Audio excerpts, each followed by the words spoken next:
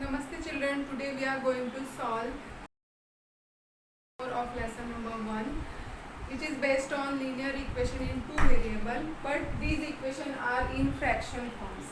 See, I write a first question which is, if we observe these two equations, these are not linear equation, but by substituting some other number or other variable, we can convert this equation into linear equation. See how, what is this? Write this equation, solution मध्ये लिहा. Solution 2/x आहे. 2/x ला तुम्ही असे लिहू शकता 2 into 1/x minus you can write 3/y in 3 into 1/y is equal to 15. Understand? Give this equation number 1. Now see here 8/x. You can write 8/x into 8/x तुम्ही अशा पद्धतीने लिहू शकता की 8 into 1/x plus 5/y ला तुम्ही लिहू शकता 5 into 1/y is equal to 77. Give this equation number 2. Now see here in equation 1 and equation 2, here is 1/x, here is also 1/x, and here 1/y and 1/y. We can substitute 1/x as m or 1/y as n. Now see here, consider 1/x is equal to m and 1/y is equal to n in above equations.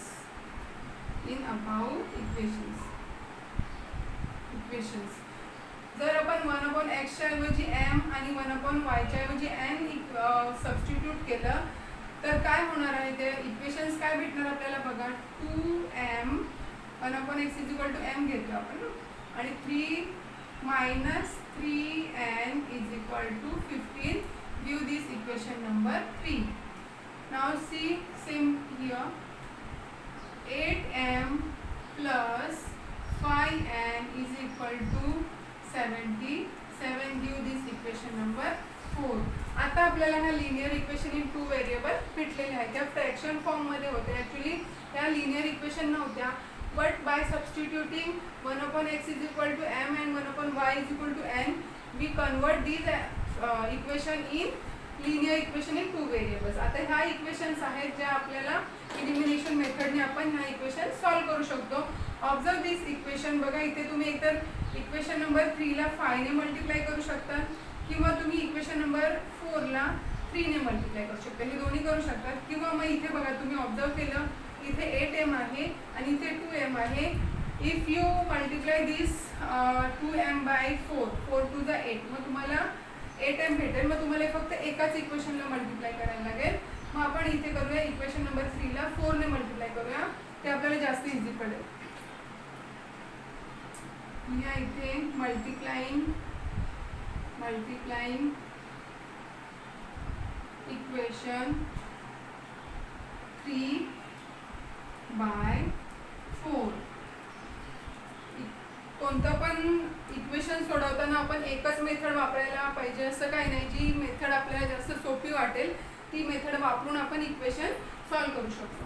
तर इथे बघा आपण equation 3 ला 4 ने multiply करतोय, तर इथे होणार आहे 4 to the 8m minus 3 4 the 12n is equal to 15 4 the 16. Okay, हा इक्वेशनला नंबर द्या 5. Equation number 5. आता इथे बघा इक्वेशन नंबर 4 आणि 5 मध्ये 8m भेटलेला आहे. ह्या दोन इक्वेशन जर आपण सबट्रॅक्ट केल्या तर m कॅन्सल होईल. मग लिहा इथे subtract equation 5 from 4. Subtract equation 5 from 4. तर हे 5 मधून 4 ला मायनस करूया आपण. तर काय करा, आधी लिहा 4 ला इक्वेशन 4 लिहा 8m plus 5n is equal to 77. 8m minus 12n is equal to 60. तर आता हे जेव्हा आपण सबट्रॅक्ट करतो we have to change the signs. इथे होणार आहे मायनस. ओके, तर इथे 8m get cancel. 15 plus 5 plus 12 17n is equal to 17. मग therefore n is equal to बघा 17/17 1 भेटलं आणि n काय भेटलं आपल्याला 1. Now put this value in equation number 3 sorry 3 होती ना. Put n is equal to 1 in equation number 3. In equation 3 मध्ये आपण हे n is equal to 1 टाकूया. मग आपल्याला m ची व्हॅल्यू भेटेल 2m minus 3n is equal to 15. Equation number 3 लिहिली. त्याच्यामध्ये आता n ची व्हॅल्यू सबस्टिट्यूट करूया. 2m minus 3 multiplied by 1 is equal to 15. 2m minus 3 is equal to 15. 2m is equal to हा minus 3 तिकडे जाऊन होणार आहे plus 3. 2m is equal to 18. m is equal to 18/2. 18/2 m is equal to 9. तर m ची value भेटलेली आहे 9. पण आपण हे कन्सिडर केलं होतं m काय होतं m is equal to होतं m 1/x. मग आपल्याला परत रिसबस्टिट्यूट करायला लागणार आहे त्या व्हॅल्यू m आणि n ची व्हॅल्यू आपण रिसबस्टिट्यूट करूया. मग इथे लिहा रिसबस्टिट्यूटिंग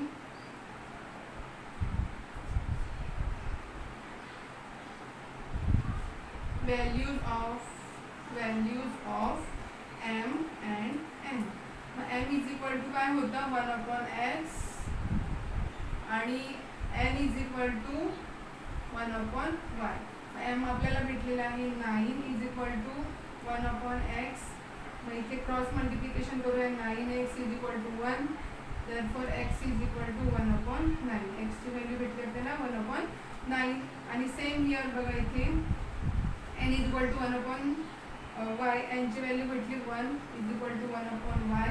क्रॉस मल्टिप्लिकेशन करूया y is equal to 1 भेटलेलं आहे आपल्याला इथे.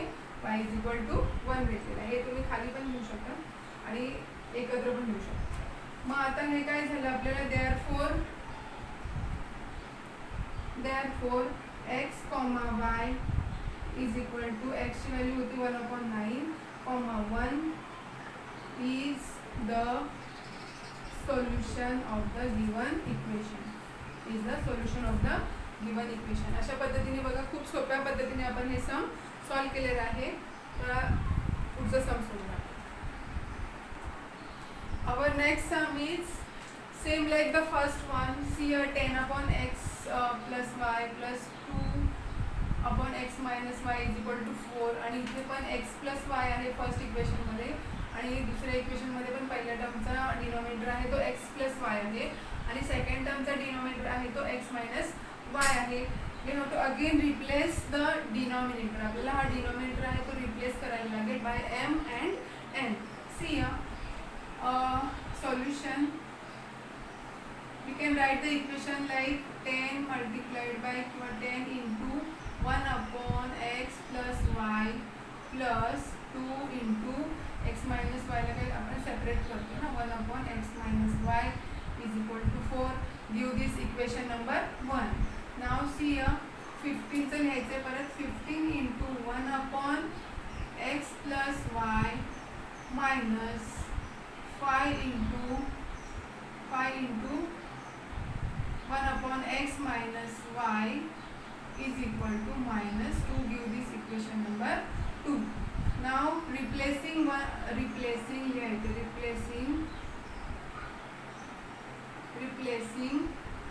1/x plus y is equal to m and 1/x minus y is equal to n in above equations.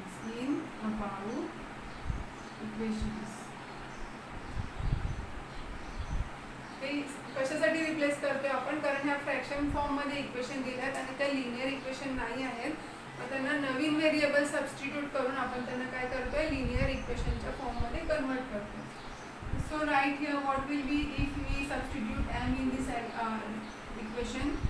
10m plus 2n is equal to 4. give this equation number 3.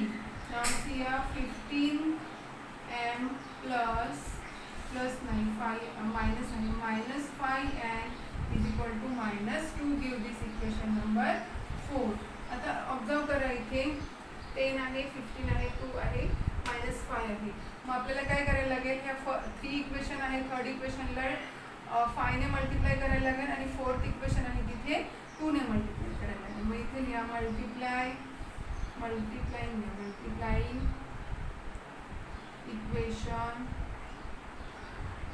Equation 3 by 5 and equation 4 ला 2 ने multiply करतो आपण bye 2. आपल्याला नवीन equation भेटतील. Equation number 3 ला कशाने multiply करतोय आपण, 5 ने मल्टिप्लाय करतोय आणि इक्वेशन नंबर 4 आहे त्याला 2 ने मल्टिप्लाय करतो आपण. तर इथे 5 ने मल्टिप्लाय केल्यावर होणार आहे 10 5 जा 50 50m प्लस 2 5 जा 10n इज इक्वल टू 5 4 जा 20.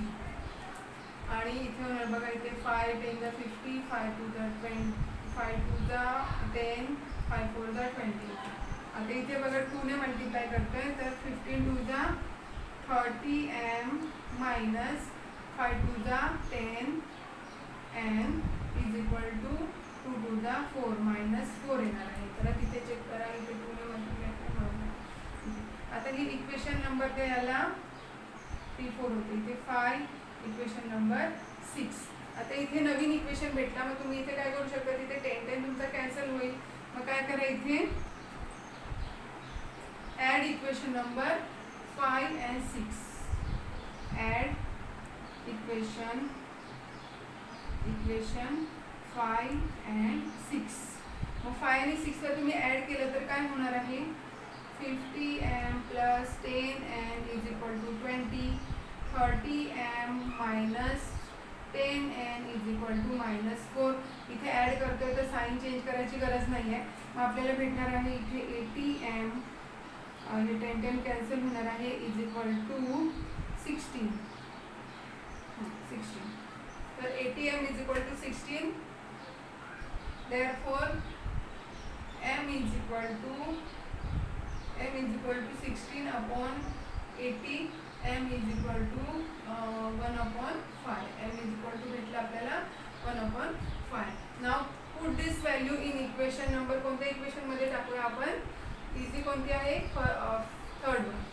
put this value, put m is equal to 1/5 in equation number 3. in equation 3 मध्ये टाकूया. तर इक्वेशन नंबर 3 आहे 10m plus 2n is equal to 4 आहे. तर 10 multiplied by 1/5 plus 2n is equal to 4. 5 1 जा 5 5 2 जा 10. मग काय भेटलं आपल्याला, 2 plus 2n is equal to 4. 2n is equal to 4 minus 2. 2n is equal to 4 minus 2 2 झाला. n is equal to 2/2. n is equal to 1 भेटला आपल्याला. n इज इक्वल टू भेटला 1. बट m आणि n चे व्हॅल्यू तर दुसऱ्याच आहेत, बरोबर की नाही. आपण काय हे केलं होतं, सपोज केलं होतं 1/x + y is equal to m आणि 1/x - y is equal to n. ह्याला रिसबस्टिट्यूट करायला लागेल आपल्याला. मग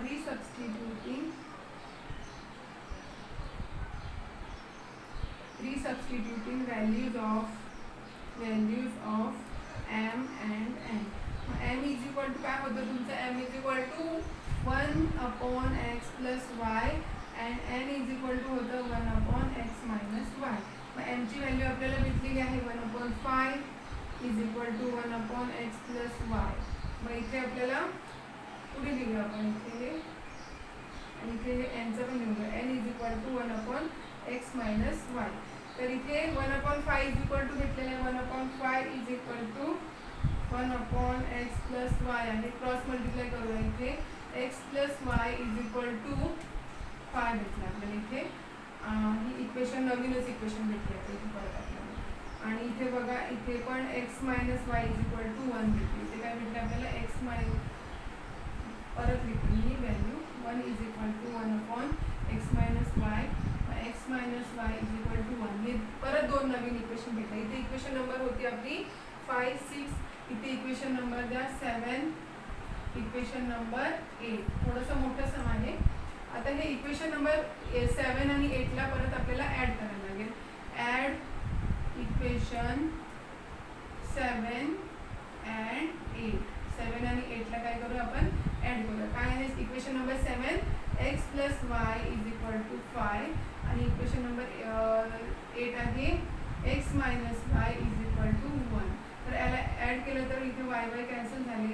2x = 6, x = 6/2, x भेटलं आपल्याला 2 3 = 6, x = 3. Now put this value in equation number 7. Put x = 3 in equation 7. Equation 7 मध्ये ही व्हॅल्यू टाकूया. इक्वेशन 7 होती x + y = 5. मग x ची व्हॅल्यू भेटली आहे 3 + y = 5, y = 5 - 3, y = 2. मग y ची व्हॅल्यू पण भेटलेली आहे. Therefore x, y = x ची व्हॅल्यू आहे 3, y ची व्हॅल्यू आहे 2 are the solution of the given equation of the given equations. थोडंसं मोठं होतं पण एकदम इझी सम होतं. Let's move on the next. Our next sum is C 27x - 2. मग इथे फर्स्ट इक्वेशन मध्ये पण x - 2 आहे, इथे पण x - 2 आहे आणि इथे सेकंड टर्म मध्ये पण y + 3 आणि इथे पण y + 3 आहे. So we have to replace 1/x - 2 and 1/y + 3. हे दोन व्हॅल्यू आपल्याला m आणि n मध्ये काय करायला लागतील, रिप्लेस करायला लागतील. सो सोल्युशनमध्ये लिहा. सोल्युशनमध्ये ही इक्वेशन आहे ती थोडी ब्रेक करून घ्यायला लागते आपल्याला. 27 × 1/x - 2 प्लस इथे काय येणार 31 × 1/y + 3 = 85. गिव्ह दिस इक्वेशन नंबर 1. दुसऱ्या इक्वेशन मध्ये बघा इथे 31 × 1/x - 2 plus 27 × 1/y + 3 = 89. Give this equation number 2. Now replacing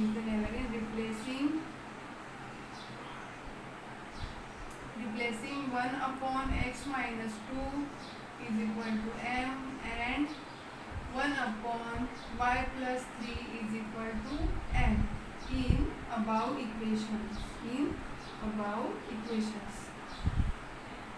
equations. Okay, तर m आणि n सबस्टिट्यूट केल्यानंतर आपल्याला काय भेटणार आहे, लिनियर इक्वेशन्स इन 2 व्हेरिएबल्स भेटणार आहे. भेटणार आहे 27m + 31n = 85. Give this equation number 3. Now we get here 31m + 27n = 89. Give this equation number 4. आता इथे बघा या इक्वेशन कोणत्या टाईपच्या आहेत बघा. इथे पण 27 जे nचा कोएफिशियंट आहे तो सेकंड इक्वेशन मध्ये 27 चे कोएफिशियंट आहे. 27 इथे n चे कोएफिशियंट आहे आणि पहिल्या इक्वेशन मध्ये जो n चा कोएफिशियंट आहे तो सेकंड इक्वेशन मध्ये m चा कोएफिशियंट आहे. जेव्हा असे कोएफिशियंट येतात तेव्हा आपण काय करतो, एकदा ॲडिशन करतो आणि एकदा सबट्रॅक्शन करतो. मग इथे काय करायला लागेल आपल्याला, डायरेक्टली मल्टिप्लाय वगैरे काय करायचं नाहीये. Directly add equation number 3 and 4. Add equation 3 and 4. Direct addition करायचं आणि एकदा सबट्रॅक्शन करायचं. ॲड केल्यानंतर आपल्याला काय भेटते, मग 27m + 31n = 85. 31m + 27n = 89. आता ह्यानं ॲड केलं तर साईन चेंज करायची गरज नाही आणि 58 +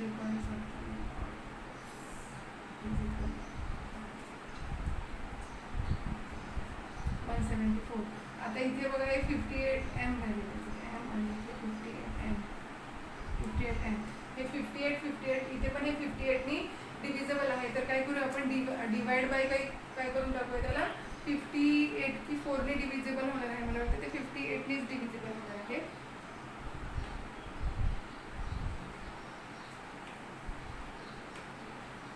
3 येणार आहे, 58 3 येणार. इथे काय करूया आपण, m plus n is equal to 3 येणार आहे. काय लिहायचं ब्रॅकेटमध्ये, डिवायडिंग बाय 58, डिवायडिंग बाय 58 ने डिवाइड केलं म्हणून काय झालेलं आहे ते m plus n is equal to 3 आलेलं आहे. आणि याला इक्वेशन नंबर तुम्ही equation number 5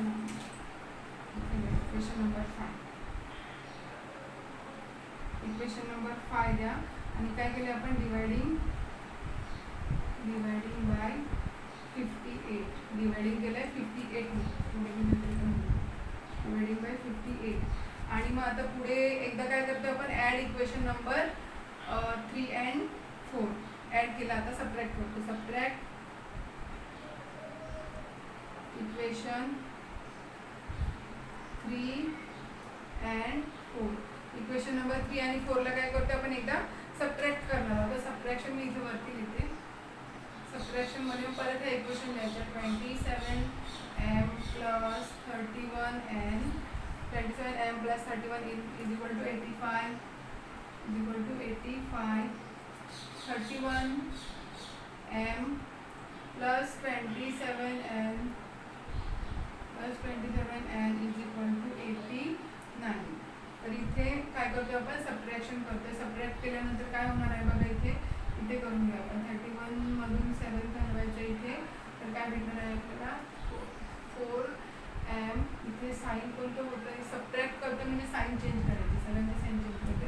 -4m plus 4n is equal to -4.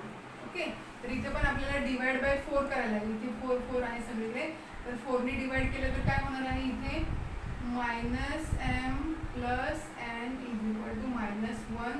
त्याला इक्वेशन नंबर द्या 6, इक्वेशन नंबर 6 आणि त्याचं रिझन काय लिहा तुम्ही, डिवायडिंग बाय 4. सगळ्या इक्वेशनला काय केलं तुम्ही, 4 ने डिवाइड केलं. आता इथे नवीन इक्वेशन भेटली 5 नंबर आणि 6 नंबर. तर काय करायला लागेल, इथे ॲड करायला लागेल. ॲड इक्वेशन 5 and 6, इक्वेशन 5 आणि 6 ॲड करायचे. इक्वेशन 5 काय होती, m plus n is equal to 3, m plus n is equal to 3. आणि इक्वेशन 6 होती -m plus n is equal to -1. तर याला ॲड करतोय, साईन चेंज करायची गरज नाही लागत, म्हणजे कॅन्सल झाले. इथे 2n is equal to 2, n is equal to 2/2 1 होणार. n इज इक्वल टू काय झालं आपलं, 1 आला. Put this value in equation number 5. Put n is equal to 1 in equation 5. Equation 5 मध्ये ही व्हॅल्यू टाकू. इक्वेशन 5 काय होती, m plus n is equal to 3, m plus n is equal to 3. मग n ची व्हॅल्यू 1 टाकायची, m plus 1 is equal to 3, m is equal to 3 minus 1. हा 1 तिकडे नेला आपण, तर m is equal to 2. m is equal to काय भेटला आपल्याला, 2 भेटला. बट तुम्हाला माहिती की n ची व्हॅल्यू आपण काय सपोज केली होती, n ची व्हॅल्यू होती 1/y प्लस 3 आणि m ची व्हॅल्यू होती 1/x मायनस 2. तर ह्या व्हॅल्यू आपल्याला रिसबस्टिट्यूट करायला लागणार आहेत. मग इथे तुम्ही परत लिहा, रिसबस्टिट्यूटिंग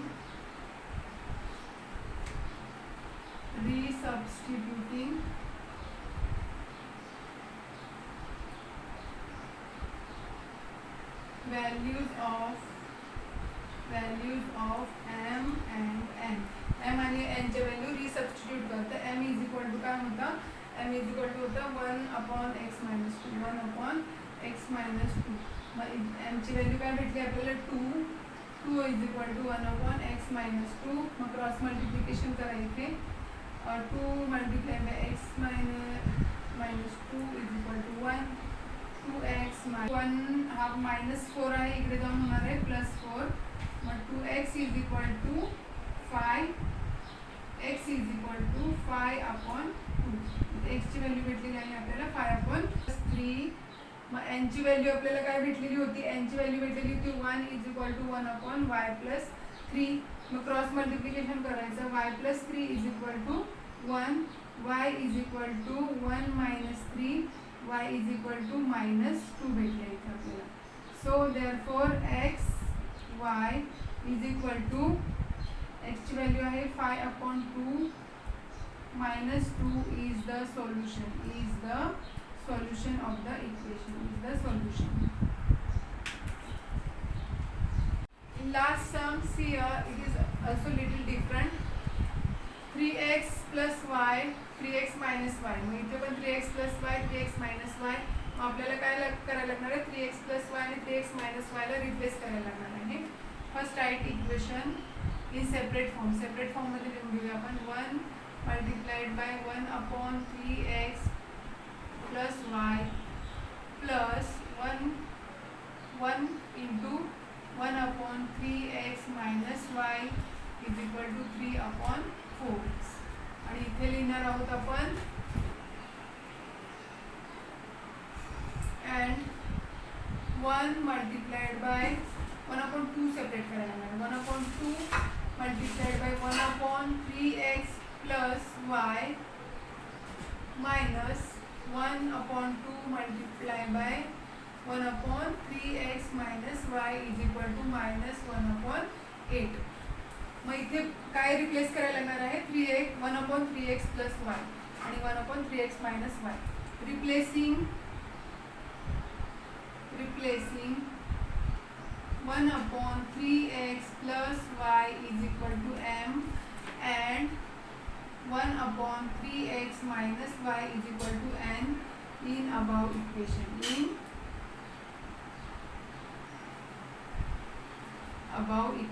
तर ह्या इक्वेशन्स मध्ये आता m आणि n रिप्लेस केल्यानंतर काय इक्वेशन भेटणार आहे बघा आपल्याला.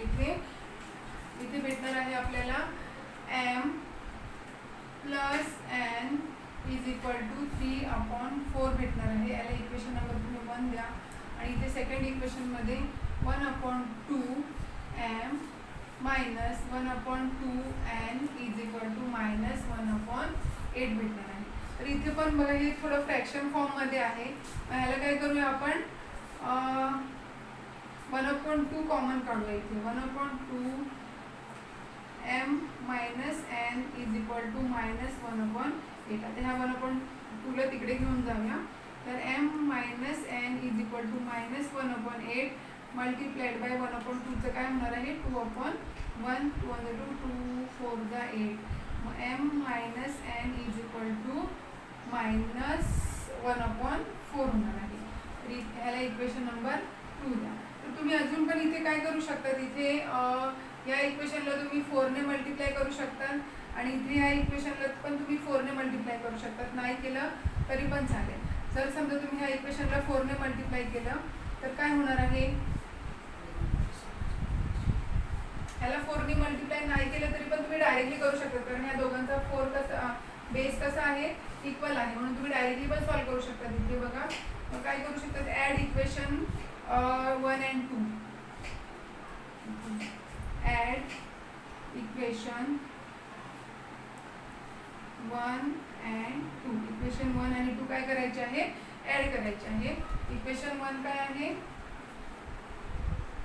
m plus n is equal to 3/4 आणि इक्वेशन 2 आहे m minus n is equal to -1/4.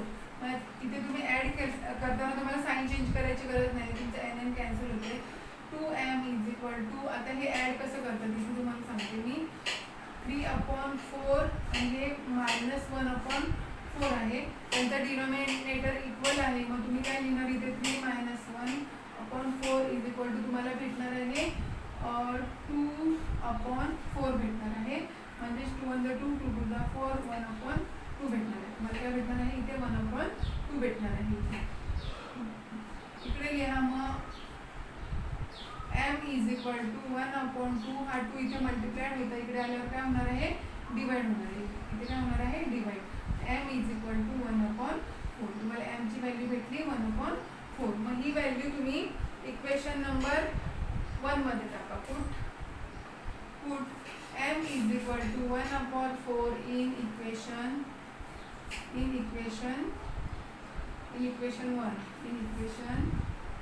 1. Equation 1 आहे m plus n is equal to 3/4. मग mच्या ऐवजी आपण टाकतोय 1/4 plus n is equal to 3/4. मग n is equal to 3/4 minus 1/4 n is equal to 3 minus 1/4 n is equal to 2/4 n is equal to 2 on the 2 2 4 1/2 n is equal to काय भेटलं तुम्हाला 1/2 भेटलं. पण आता इथे आपल्याला परत रिसबस्टिट्यूट करायला लागणार आहेत व्हॅल्यू. रिसबस्टिट्यूट करताना तुम्ही काय करणार आहे हे थोडंसं रिसबस्टिट्यूटिंग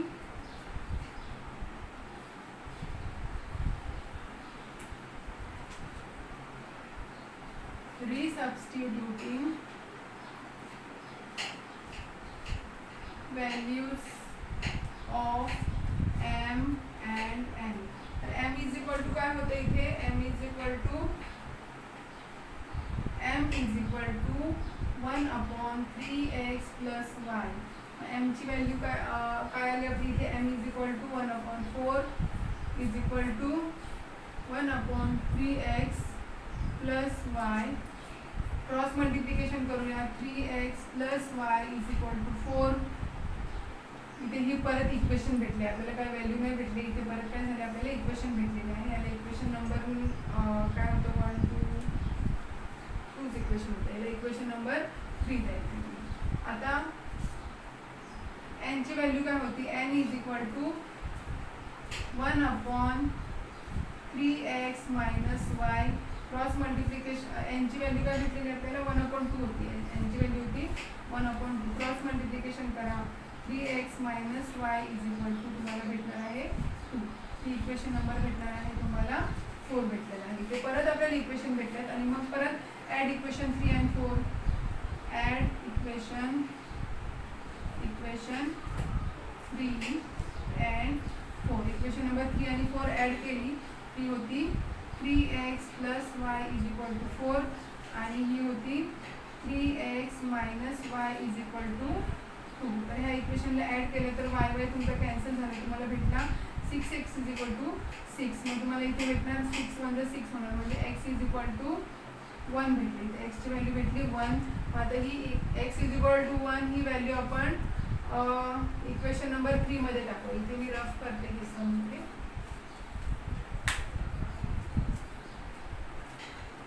Put x is equal to 1.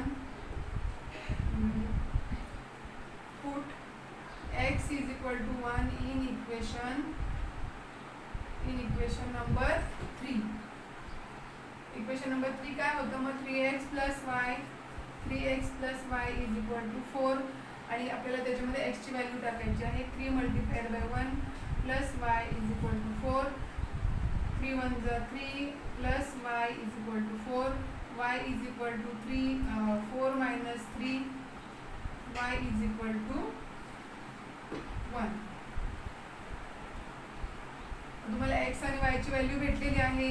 तुम्ही काय भेटणार द्या 4x y is equal to 1 1 r is the solution of the given equation. थोडंसं मोठं होतं पण इझी होतं. अशा पद्धतीने आपला प्रॅक्टिस सेट 1.4 संपलेला आहे. व्हिडिओ आवडल्यास लाईक करा, शेअर करा आणि सबस्क्राईब करा.